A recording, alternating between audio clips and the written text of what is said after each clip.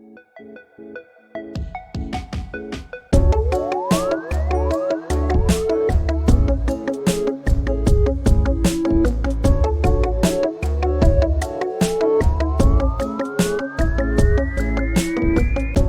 everybody. Hope you're having a great day. Welcome to this version of MindShare, where we're trying to bring industry experts on a variety of subject matters to help educate you about areas of interest to your business. So today we've got Tony Chiappetta from Appguard. They provide a software product that helps keep computers secure. I'm going to let Tony tell a little bit more about the product, but first, I'm going to take a couple minutes and find out a little bit about Tony. We're going to do our normal thing where we ask Tony a little bit about himself. So Tony, tell us who you are. Tony Chiappetta. I've been kind of grown up and raised in St. Paul. Have family now, wife and 4 kids just north of the cities, but started our company Chips here in 2001 and have been helping businesses throughout the Twin Cities metro now for over 20 years.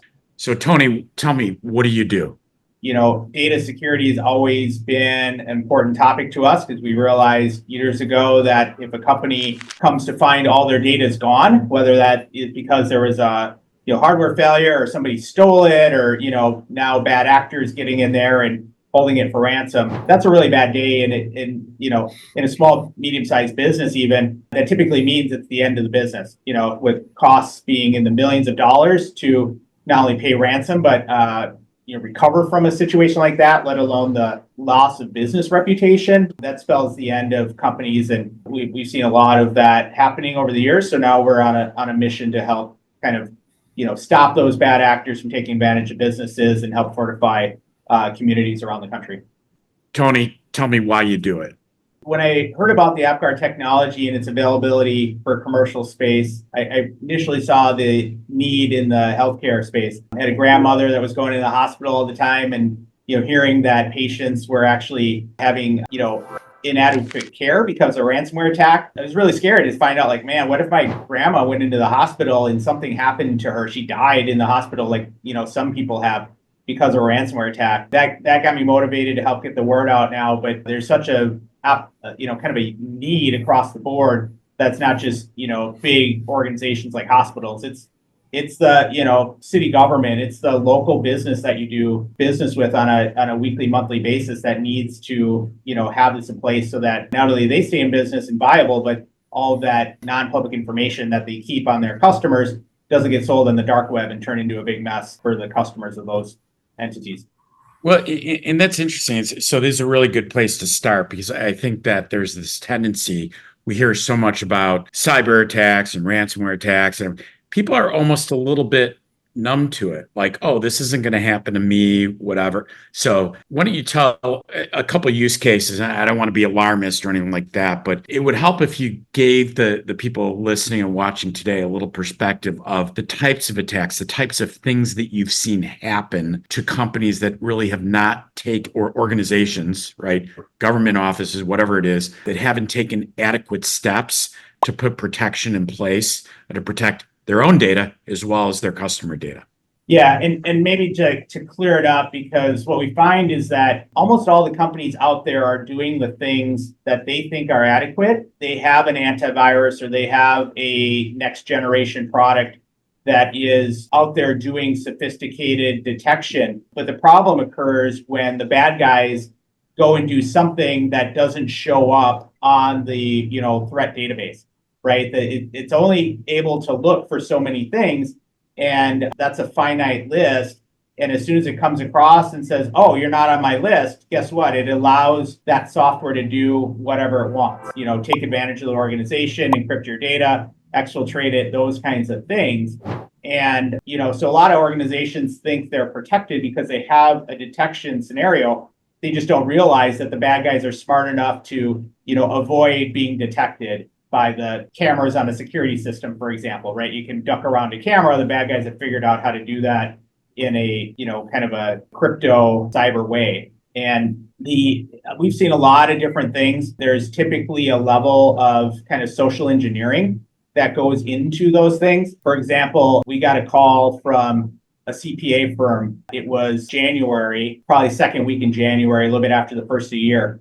And the business owner of the CPA firm gets this email, and it's probably, an email they were super excited to get because it said, hey, I own a business. I just moved down the road from you and I'm looking for a new CPA. Attached is all my information. Could you take a look at it and let me know if this is something your firm can handle? So what did they do? They opened up that content, and it wasn't their business information. It was a ransomware attack. And before they knew it, all of their computers, their server was all crypto locked and, ransom demand, that kind of thing, right? Very bad situation for that firm. Okay. So that's, again, is perfect, right? Because it really gives some insight into how these things happen. So talk a little bit about that. So again, like an email coming in, you think it's a completely harmless file, you click on it, and when they sent it, they've already anticipated that you had malware or whatever on your computer. So they've specifically designed it to be able to evade whatever malware that you have on your computer.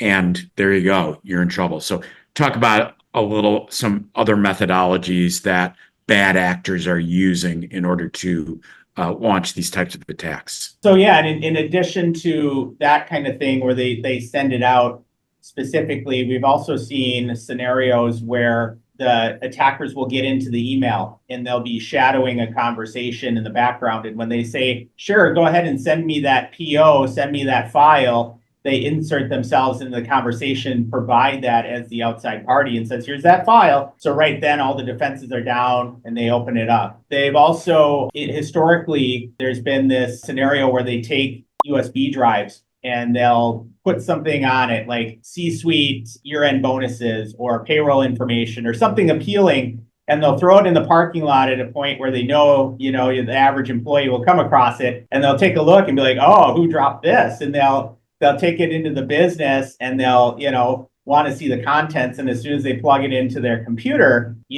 bad things start to happen. During COVID, there was a variation of that where they actually took those thumb drives and they shipped them out via US mail and UPS to the businesses. Here's your latest COVID information on the flash drive. And they're like, oh, they think it's something from the government. So again, they plug the thing in, and before they know it, they're compromised. So there's really sophisticated thoughts around what's going on. We've also seen nation states go out in the medical space. A lot of sensitive information there. We've seen China compromise the web portals of vendors so that when these, medical practitioners, hospitals, doctors, med device people, they go and they sign in, they go to the website, now their computer's compromised and it's exfiltrating all their information, that kind of thing. So it's fully legit website. It's just now got some extra code that's passed along to that, person visiting the site there. Yeah, it's interesting. Another scenario that I ran across was it was actually a law firm that had a VPN that allowed lawyers to access software programs through that VPN. But while they had the VPN open, they accessed a file, a virus, right, or something that contained ransomware. And so that invaded through the VPN the server of the business. So it's also not just you knowingly giving access, but it's understanding who all else you're giving access to your servers, right? It's not always the business owner or someone who's in the C-suite that is messing up. It can be someone further down in the organization and you have no knowledge it's even happening, right? Yeah, for sure. And with, the work from home still being prevalent, started during COVID, we heard a lot of scenarios. There's a Fortune 500 company here in the Twin Cities. They had a, just basic salesperson working from home. They had at their house, personal computer. They connect up to the office via that VPN. And that VPN is a network connection. Essentially, like they took their home laptop and brought it to the corporate office and plugged it straight into the network. It exposes everything that's on there. And this laptop, like he had said, had been compromised. It was waiting for that kind of connection. And as soon as they connected up to the VPN, it replicated itself into the corporate environment and started causing havoc. And we've also heard of people at their house. They have not only security systems, but they have those kind of IoT connected devices. The assistance type devices. Those things are a big point of compromise, including security cameras, where people are otherwise known as like their Wi-Fi network. Someone is like basically breaching their Wi-Fi network and all of a sudden is able to inject something bad into your network, basically into your, yeah. Exactly. So, yep. I want to shift gears a little bit and talk a little bit, because a lot of business owners don't truly understand, they think, okay, I'll stop a data breach. But again, if it happens, that I don't think that they fully understand the gravity of the impact on their business. So if you can give some insight into like what their law requires us, at least at the federal level, I know there's a lot of state laws as well, but talk a little bit about it, what it requires of a business if you become aware that there has been a ransomware attack or some type of data breach, especially if you're financial services, a law firm, IT company, whatever. What are the obligations of the business owner so people understand kind of what the breadth of the impact is? Yeah, that's a good question, Kevin. It's we're talking August here in 2024, and the first half of this year, it's totally changed and ramped up to a new level. And from what we're hearing in the compliance standpoint, that's just the start. But from a really basic understanding across the board, no matter which state you're in, that data that you're entrusted with as a business, whether you have it on computers in your office or laptops, that kind of thing, or you have it out in the cloud, with Microsoft, Google, whoever, Amazon. Everybody's got cloud services nowadays. They're storing files out there. The law says that business is still responsible for the care and security of that data. So if the compromise happens in the cloud and if it happens at your office, you're still liable. And in Minnesota here, as well as pretty much every other state in the nation, there is a mandatory notification, no matter what industry that you're in. If you're in a regulated industry like, healthcare, or the FTC now is getting into that, there's additional fines and penalties that occur and, specific dates that you have to notify within. But essentially, you have a scenario where the data's been accessed, you have to notify your customers. And you think about the bad publicity that comes from such an event, a lot of organizations, end up losing the majority of their customers. There was a stat I saw, survey of people across America said that if they knew the business that they were doing business was compromised and their data was exposed, 80+% of them would switch to alternative vendors. So not a good day. And let me ask you, so do you have any type of document or resource that has a list of all the state-by-state laws that regulate the obligations of businesses when it comes to their clients' information, and like Graham Leach or state laws that basically require particular disclosures or actions you have to take in the event that data has been compromised or there's been any type of ransomware attack? We don't have something like that on file right now. It's changing, state by state, month by month. There are a number of professionals that, work with our customers, our resellers, that's where they specialize, is understanding that ever-changing legal landscape. And they'll be able to provide that latest information and what to be aware of. And, oh, you're in this state, this is something specific to you. But it is something that you almost have to be in constant contact with a professional nowadays, just like the HR laws are constantly changing. They're now changing on the kind of that data liability side. Yep. And then so that is a good segue into talking about the liability. I mean, you talked about the impact to the business, lost customers, lost reputation, lost credibility, lost revenues, data recovery costs. I mean, it's just, I'd imagine you got to have some stats about like what the average ransomware attack actually ends up costing, not just in paying the ransomware, but just on notification requirements and things like that. But if you're a business that's operating in this day and age, would you operate without cyber insurance? I would say no. There's so many different ways that the data can be compromised. Even if they were to do everything correct, so to speak, or within compliance standards. Compliance doesn't automatically mean security. That's a whole different, bar beyond compliance. But from, anything like a laptop getting lost and compromised, from one of the employees, to your cloud vendor getting compromised, to any of the scenarios we talked about with email or employee getting socially engineered to do something they're not supposed to. It's so easy nowadays. And as we found with the recent disruption a few weeks ago globally, it's not just data compromised, it's actually the dependency on the computers and the networks to be doing what they're supposed to for that organization. And that cyber insurance protects from both. It'll protect from the first party breach third-party breach as well as disruptions. So Right. It'll give you, not only does it protect you from the liability, but it also can provide the economic resources in order to do the data recovery or do the remediation or provide credit monitoring or whatever the downstream impacts were. correct. Yep. Yeah. So, holy cow, right? I mean, you have all of these risks. We all have lots to worry about in our business without worrying about cyber attacks and ransomware and everything like that. And it seems like as we become more and more sophisticated in trying to figure out ways to protect ourselves, so too do the bad actors, right? They, like you said, the example you gave where they throw a USB down in the parking lot. I don't see how some malware that stops you from downloading something is going to stop that. How the heck does a business owner actually be able to protect themselves?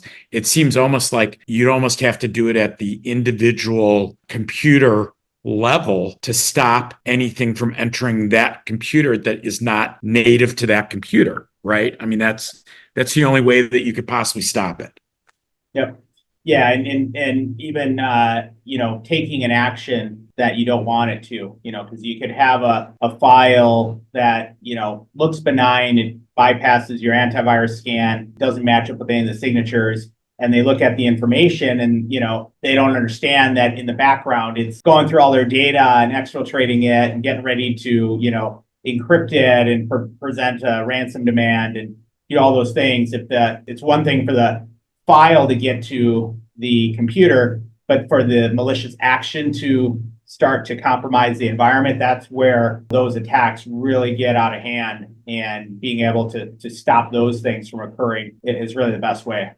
Yeah, and the reality is that, we hear about a new virus, but by the time Symantec or whoever the company is that's providing you your malware, I mean, it's not like they snap their fingers and all of a sudden they've got a cure to this virus. It may take a couple days, a couple weeks before they figure out a new fix to download all of their subscribers' apps. So it could leave you exposed for a few weeks while this malware or ransomware is out there, right? Yeah. A couple weeks has been the typical. As AI has been coming on lately, they've been shortening that time frame. But the bigger scenario is they have to see so many people get compromised with this bad situation for it to register like, oh, that looks like it was really bad. We should probably add that to our list of bad things to look out for, right? So now you get hundreds, if not thousands of organizations that have been compromised so that the vendor, elevates it to the potential of, hey, yeah, we should take a closer look at this, that kind of a thing. So, Tony, obviously I know that, for instance, the CIA, right, is not going to let themselves be exposed to like ransomware or data breaches or things like that. There are organizations that have probably figured out like how to stop this from happening at that every single computer, right? So, tell me a little bit about what you guys do and what you have put together, because that's really one of the reasons I had you. I mean, obviously, you're an incredible wealth of knowledge about the subject of data security and compliance. But really, what I find fascinating is you've really taken technology that was really developed for government purposes, highly secure purposes, and you've put it into kind of the commercial marketplace for everyday companies in order to protect their devices at the actual device level. Yeah, and so the origin of Appguard, comes 12 years ago, where you mentioned the CIA was realizing that their intelligence officers are leaving headquarters, going out on missions, not going to be back for weeks, if not months, and the laptop has sensitive information. So how do you protect something against a nation state actor that has the ability to custom write attacks never seen before that are going to bypass your antivirus and your detection-based tools 100% of the time? And you need to ensure that that device that may not even have a network connection, is not going to be able to get help from a server or anything like that. It's going to be completely on its own. How do you make sure that it's able to prevent every attack, no matter what, and not have any requirement of being updated or getting help from IT because, when you're on a covert mission, you just don't call timeout and be like, hey, I'll be right back with you after I talk to my IT guy about this weird thing on my computer. I mean, Right? that's what I do when I'm on a covert mission, but not everybody, right? Exactly, right? So the guys we work with, that's their forte, is inventing niche cybersecurity solutions for the federal government. So when they identified this need and the complexity of it, instead of trying to do something that's already been done, the detect and respond, they said we need to go a completely different route, a different methodology to get a level of protection that's not conceivable in that detection paradigm. So they actually took the principles, the technology that they invented in the 90s for network security called isolation and containment. So if you think of like a top secret network where nothing gets in, nothing gets out that's not supposed to, they took that tech and they turned it into a software and then went to Microsoft and said, hey, we need to put this into the core Windows and change how the computer operates. Because out of the box, computers were designed to share information with the rest of the world, right? That's what they're meant to do. So when they get a command, do this, it's like, sure, I can do that. It just runs these commands, whether they're good or bad. And with the Appguard protection in place, it stops that, unlimited actionable paradigm and says, okay, here's your mission. Your mission, or in business context, employee, here's your laptop with your 5 or 10 applications you're supposed to use. Those are the only things that are valid on your computer. So it's not policing the actual like websites or the content, but it's the actions the computer's allowed to take, so that when you find that flash drive or you get sent the malicious file or the website you go to now is compromised and it tells the computer to do something outside of its typical mission parameters, it's just going to ignore it because it knows that's not a valid action. It doesn't have to figure out who told me to do this or is it good or bad. It's just like, that's not on the mission. Sorry. And that's the way. So when you put that USB, that flash drive into the computer, the executables in your computer say, okay, open this.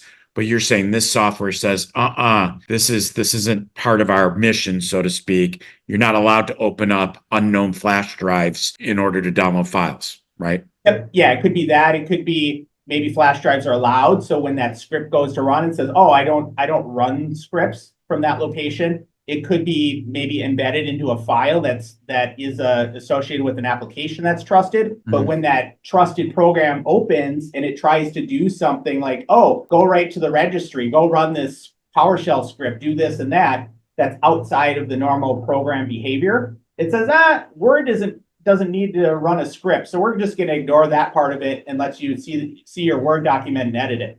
Yeah. So let me throw out a scenario though. So, I get a lot of emails back and forth. People, my VP of finance is sending me like our financials for the month. And I'm like, oh, now I'm going to go to open a file and it's going to tell me I got to go through like 6 other steps and whatever. Or I made a request for a quote and some vendor is sending me that request for quote. And now instead of just opening it, now I've got to go add him to a safe list or whatever. Like, how disruptive and how cumbersome is it to be able to manage something like this? Yeah, so those things that you're talking about, kind of adding to a safe list, going on authenticating, those are all like data level protection capabilities that vendors have invented to help safeguard access to things. Appguard's going to be protecting the actual computer software and the applications installed. So whether you use Microsoft Office or something else, use browsers, for example, some kind of program to see your PDF, those are going to get put into the scope of the mission that's allowed to happen on the computer. So you get that file, it doesn't care who the file's from or what the contents of the file is, it just verifies that, oh, you're allowed to use that program associated with the file. Okay, it'll open that program. It'll show you the contents of the file, whatever that happens to be, because that's the typical mission. But when it says, oh, by the way, also do X, Y, and Z, those other things that aren't normal behavior for the application, the computer is just going to ignore it. Be like, no, you don't need to do that. Like you said, it's containing it, right? Exactly. Yep. And the cool thing is with the isolation containment technology, that protected application now not only can't go outside of its barrier, but any attacks coming in are stopped as well. So even if that vulnerability is there, whether it's known and not patched or totally unknown, it hasn't been found before, when that attack comes in and it tells the computer, hey, do this, it'll ignore it because it's like, no, I don't need to listen to you. And it just totally doesn't even execute that request to compromise the system. So we can have that, air-gapped machine or the machine that's, traveling, working from home and can't be really controlled very well with the IT vendor, making sure it gets all the security updates. It can still run safe and secure with Appguard protecting it and that capability.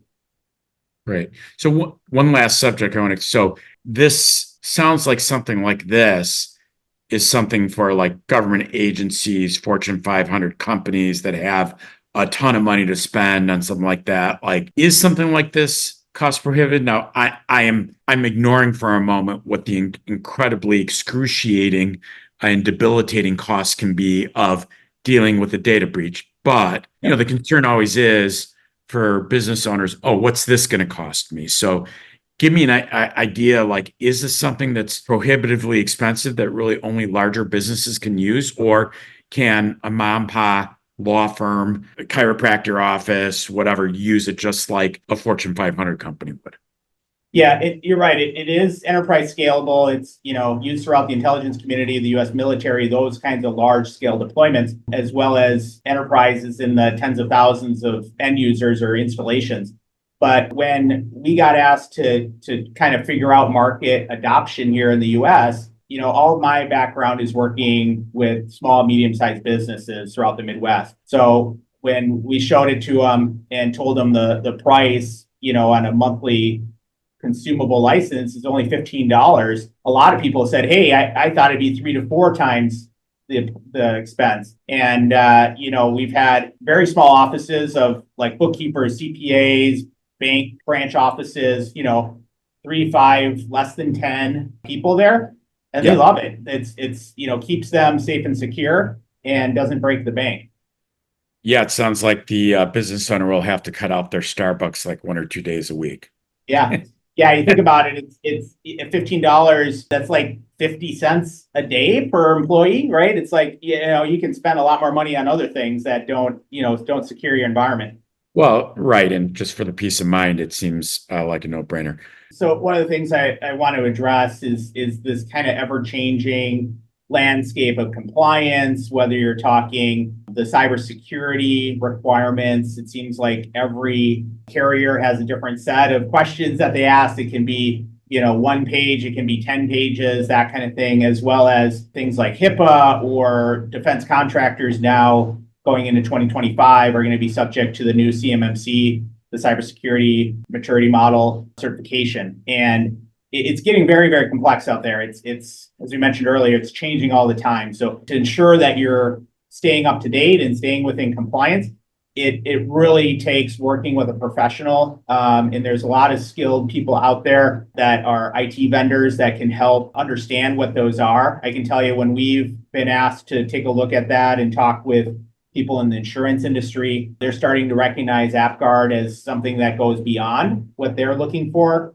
because they're really wanting to avoid the instance of a data breach that they have to pay a claim on, right? So we're able to go and do that, help satisfy those requirements. And if you get into more of those sophisticated government regulatory type things, you'll have to find a third party that the government has certified to do the audits of your compliance, right? And testify that, hey, this organization is actually doing all the required things. And I can tell you that there's an auditor in town, their organization does a great job, works with those defense contractors all around the country.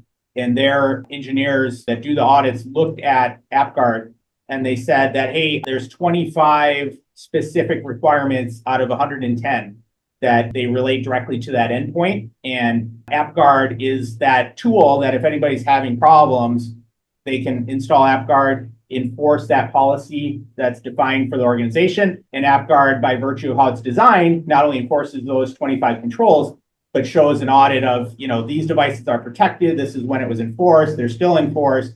It helps to, not only protect on day one, but show that moving forward. Yeah.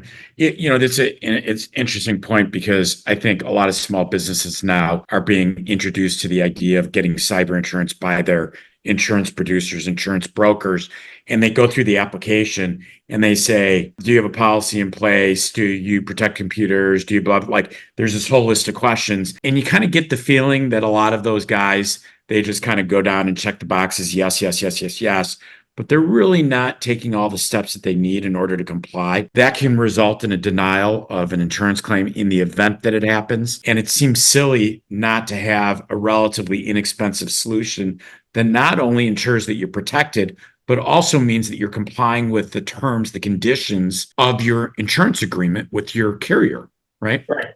Yeah, you don't want to have a submission on a claim only to get denied because you checked yes to this one box and you answered incorrectly. So now we're not gonna honor your policy. The insurance company would never do that. Never. Yeah. Well, Tony, it's been an absolute pleasure to have you. We put a QR code in the MindShare webinar. So if people want to get a hold of you, they'll be able to reach out to you directly and talk to you about the product. You're obviously a wealth of knowledge about this subject. We really appreciate you sharing that knowledge with our viewership. So thank you very much. Thanks, Kevin. Yeah, I appreciate it. And sometimes with everything going on, cybersecurity can be a very sensitive topic. So I'm always, welcome to have a kind of a confidential, no pressures conversation around, what advice do I have and, can we help them moving forward kind of a thing. Excellent. Well, thanks so much. And thanks to our viewership today for joining us. Have a great day and we'll see you next time on MindShare.